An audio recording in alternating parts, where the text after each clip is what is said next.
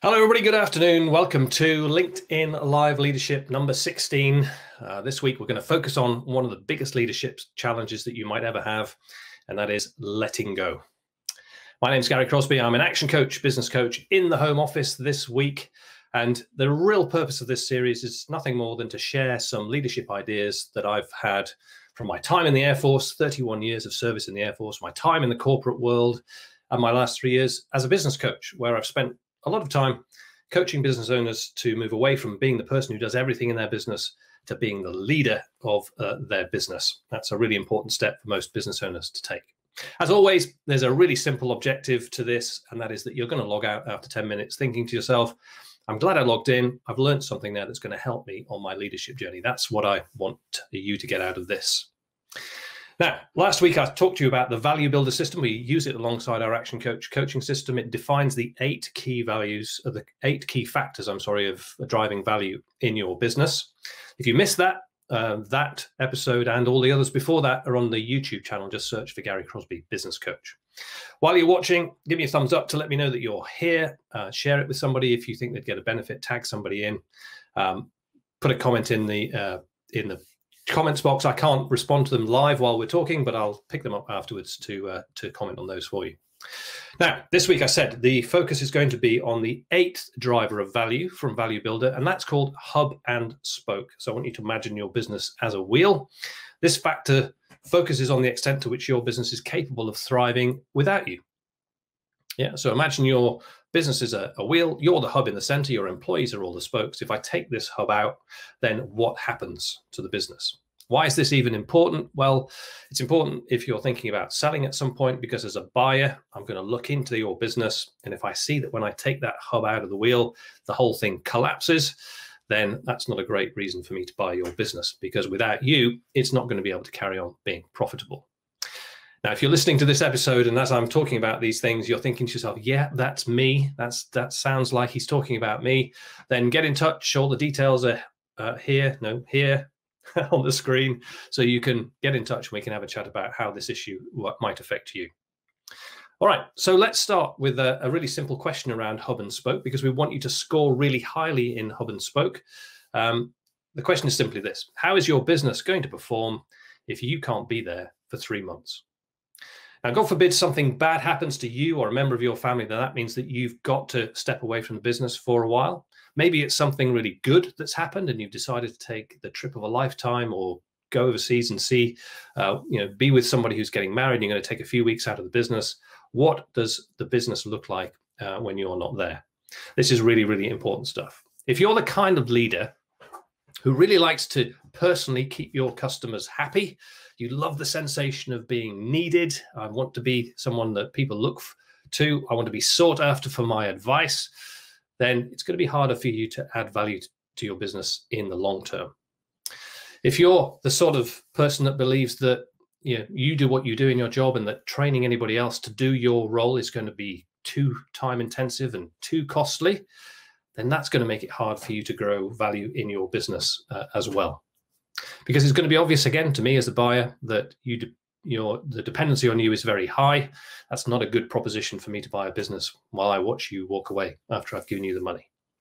Now, as a business leader, this is where one of the most complex parts of leadership comes in my view. I've seen this in lots of different clients, and that is the aspect of letting go of the business. So I want to run through some of that for you today. Make no mistake, it is a tremendously, tremendously difficult thing for business owners to do. Why? You've grown the business from scratch. You've worked in it for a very long time. You've put years of blood, sweat, and tears into your business. But if you can't let go, then it's going to make it very difficult indeed for you to get what you want from the business. If you're that person, then I guess you know the business better than anybody else. You know all the systems and processes in your business. You know the main customers and the main suppliers better than anybody else. You know how to deliver your product or service better than anybody else. And that is going to limit your hub and spoke score. What we want in the hub and spoke category is for you to score as highly as possible. That's what I'm going to focus on now for the rest of this LinkedIn Live presentation. How do we drive that score up? I want you to get the highest possible score. So there's 3 areas here that I want you to focus on. And the first one itself is split down into some other categories. And it's something that I've covered before. I'm covering it again because it is, in my view, one of the most important aspects of a leader's role. And that is to teach others to think, right? This is going to be very important in you separating yourself from the business and being able to let go. So how can you do this? Well, there's 2 or 3 different ways to do this. I'd like to start with investing in skills development for your team. Okay, so this could be internal knowledge sharing, getting the stuff out of your head and into other people's heads. It could be more formal training.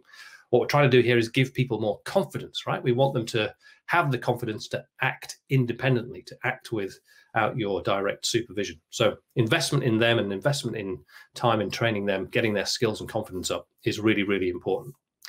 The second part of teaching others to think is to make it really clear in your job descriptions and in your selection process and in the position contracts you use with your employees that the ability to think independently and the ability to operate with minimum supervision is a good thing. That's a good quality. It's the quality that you're searching for. And when you're interviewing people, when you find people who say they're happy to accept responsibility, they're happy to take ownership, they're happy to be responsible for their part of the business, accountable for their part of the business, then you should grab them and keep them, look after them in your business. If you fill your business with people like that, teaching others to think is going to be really, really easy. The third thing to do is to coach your team on a daily basis to accept the responsibility that you've given them. All right. So this means not allowing them to pass the buck to their manager, or worse, to passing the buck to you, because that's really not the way it's going to work best for you. Don't offer them solutions when they come to you with problems. You know, you can say to them, okay, well, let's just run through the options that you've thought about for this, work out which one of those is going to be best for you, get them to think like that, thinking for themselves at that point. All very important in building their confidence and letting them know that you want them to think for themselves. Yeah, really important. So number one, teaching others to think. 3 different categories there. How could you do that in your business to help you let go? Number 2 is a little bit controversial. It's take time out of the business.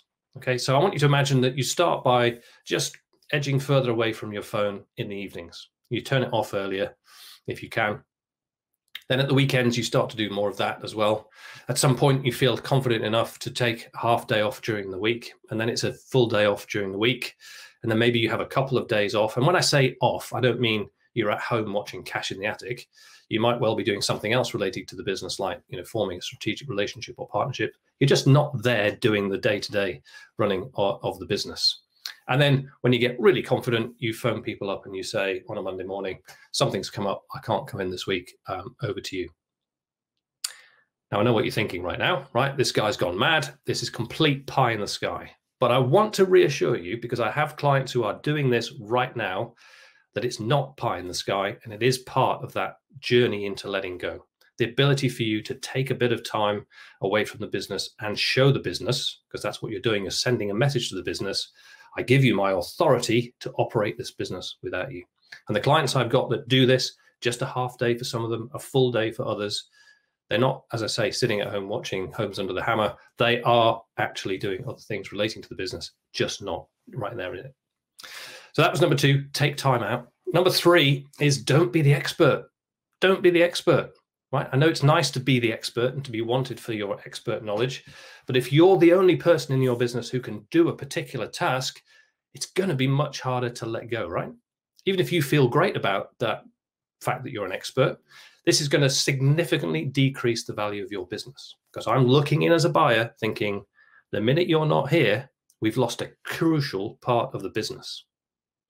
So you can train others, as we've talked about. You can recruit new people with the right skills. You may even want to outsource some of the functions that only you can do if you can't get them done internally.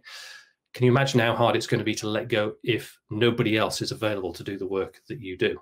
Right? I have a superb client, a young man for whom I am full of admiration, who has taken that step from being on the tools all the time to realizing that actually, if he spends a couple of days in the office and a couple of days out doing strategic selling and getting things going, that's much more effective than him being the expert at doing the do in the money-making part of his business.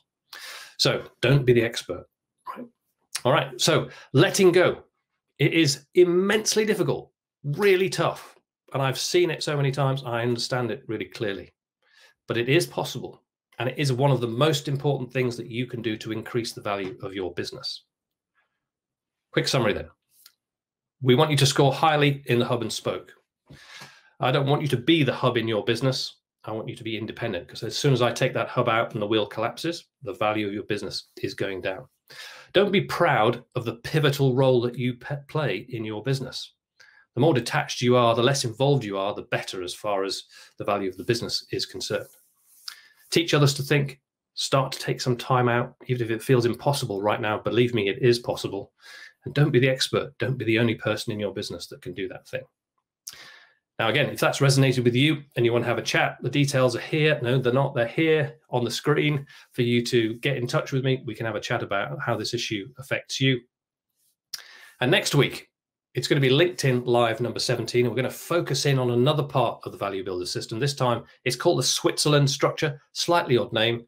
It's about the amount of dependency you've got on one employee or one customer or one supplier, and the risk that has in your business, and in particular, what you as a leader can do about that to make sure that you reduce that risk and make the business more valuable as a result. So thank you for watching. Thumbs up, please, to let me know that you've watched. Any comments there, share it if you can. Catch up with it on YouTube later on. And we will see you next week, Wednesday at midday, as always, for LinkedIn Live Leadership number 17 next time. Bye for now.